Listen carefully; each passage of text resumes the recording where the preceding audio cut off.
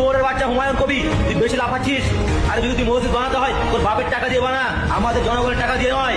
আর শোন, এটাও বলে দিচ্ছি, যদি একটা মসজিদ বানাস 100টা মন্দির বানাবো, এই পশ্চিমবাংলায় 100টা রাম মন্দির বানাবো।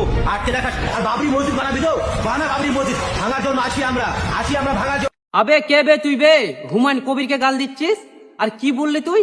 হুমায়ুন কবির জনগণের টাকা নিয়ে মসজিদ বানাচ্ছে? আবে ভালো করে খোঁজ নিয়ে দেখ। হুমায়ুন কবির টাকা দিচ্ছে আর এবং সবাই ভালোবাসে টাকা দিচ্ছে, তার জন্যই এই বাবরি মসজিদটা হচ্ছে। আর কি বললি তুই? একটা যদি মসজিদ করা হয় তুই 100টা মন্দির বানাবি? 100 টাকা না, তুই 1000টা মন্দির বানা, তোর যদি পিছনে দম থাকে। আর কি বললি? যদি মসজিদ করা হয় তুই ভেঙে ফেলবি?